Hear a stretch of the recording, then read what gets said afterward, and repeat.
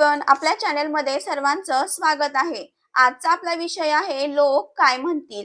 एखादं नवीन काम सुरू करायचं आहे, पण ते करताना मनामध्ये एक भीती असते। हे जर लोकांना कळलं तर लोक काय म्हणतील हा विचार आपण सतत करत असतो। तर आज आपण या व्हिडिओमध्ये या प्रश्नाचं पूर्णपणे निरसन करणार आहोत आणि मी तुम्हाला यावरती काही महत्त्वाच्या टिप्सही सांगणार आहे। चला तर मग आपण व्हिडिओला सुरुवात करूया। लोक काय म्हणतील या भीतीतून बाहेर कसं पडायचं। आज मी तुम्हाला एक प्रश्न विचारते, तुम्ही कधी तुमचं स्वप्न थांबवलं आहे का, फक्त या विचारामुळे लोक काय म्हणतील। नवीन काम सुरू करायचं होतं, छोटासा बिझनेस चालू करायचा होता, पण मनात एकच आवाज होता, अरे लोक हसतील। पण आज आपण या भीतीचा कायमचा शेवट करणार आहोत। यामध्ये सर्वात महत्त्वाचा प्रश्न असा येतो की ही भीती येतेच का, कोठून येते। आपण लहानपणापासून काय ऐकतो, असं करू नको, लोक हसतील, तसं बोलू नको, लोक काय म्हणतील, जास्त पुढे जाऊ नको, लोकांना आवडणार नाही। हळूहळू आपण लोकांच्या मतांमध्ये हरवायला लागतो। पण एक सत्य सांगू का, लोक कधीच पूर्ण समाधानी होत नाहीत। तुम्ही काही केलं तरी बोलतीलच, काही नाही केलं तरी ते बोलणारच। मग लोक खरं किती विचार करतात आपल्याबद्दल, तुमच्याबद्दल, तर आपल्याला वाटतं की लोक सतत आपल्याकडे बघत आहेत। पण खरं काय आहे, प्रत्येक जण स्वतःच्या आयुष्यात बिझी आहे। त्यांना स्वतःच्या प्रॉब्लेम, समस्या आहेत। आज ते तुमच्याबद्दल बोलतील, उद्या दुसऱ्या कोणाबद्दल तरी बोलतील।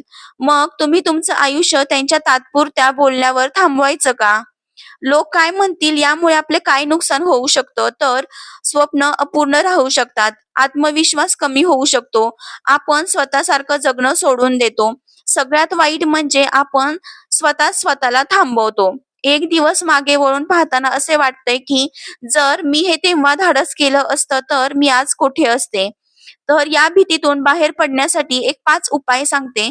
नंबर 1, स्वतःला विचारा, 5 वर्षानंतर हे महत्वाचं आहे का।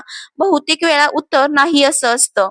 नंबर 2, लहान पाऊल उचला। कोणतंही काम करायचं आहे, बिझनेस करायचा आहे, जे काही करायचं असेल, सगळ्यात आधी करण्यासाठी छोटे छोटे ऍक्शन्स घ्या। नंबर 3, पॉझिटिव्ह लोकांच्या सतत सहवासात राहा। जे तुम्हाला सपोर्ट करतात, जे तुम्हाला इन्करेज करतात, त्यांच्या बरोबर राहा। नंबर 4, स्वतःचा विचार करा, लोकांचा नाही। तुमचं आयुष्य तुम्हाला जगायचं आहे, इतरांच्या म्हणण्यावर तुम्हाला जगायचं नाही। नंबर 5, लक्षात ठेवा, लोकांचं काम बोलणं आहे, तुमचं काम पुढे जाणं आहे। कधी असं होतं का, रात्री सगळे झोपलेले असतात, पण आपलं मन मात्र शांत बसत नाही।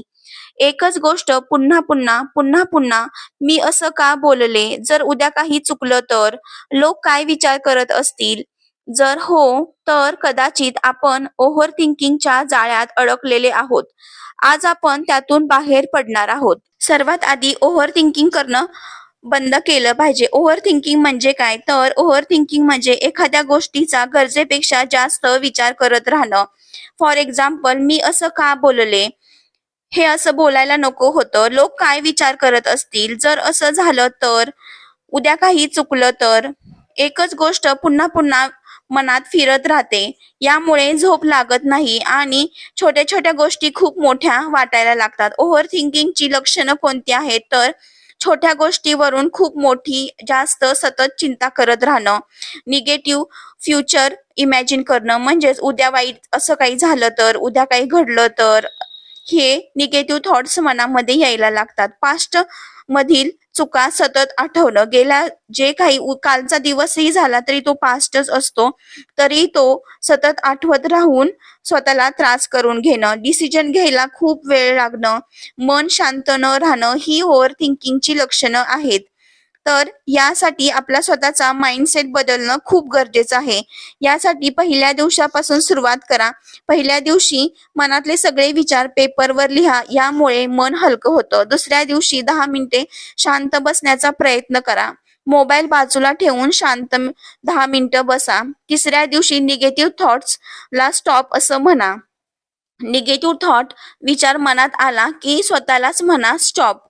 चौथ्या दिवशी डिजिटल डिटॉक्स 2 आवर्स, म्हणजे 2 तास सोशल मीडिया बंद करा। 5व्या दिवशी ग्रॅटिट्यूड लिस्ट, आजच्या 5 चांगल्या गोष्टी करा, जे काही तुम्ही चांगल्या केल्या असतील ते लिहा, बोला।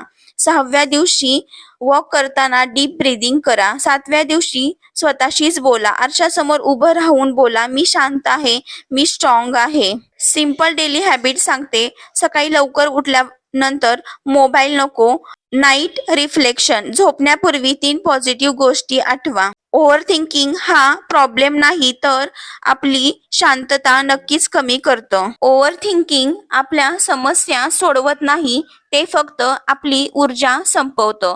आपण कमकुवत नाही तर आपलं मन फक्त थकलं आहे. आज एक निर्णय घ्या, मी माझ्या विचारांवर नियंत्रण ठेवेन, विचार माझ्यावर नाही. लोक आज बोलतील, उद्या विसरतील, पण आपलं स्वप्न ते कायम आपल्या सोबत राहणार आहे.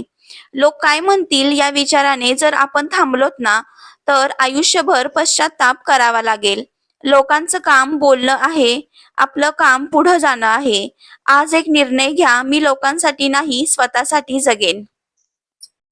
तुम्हाला व्हिडिओ आवडला असेल तर प्लीज लाईक, शेअर आणि सबस्क्राईब करा. धन्यवाद.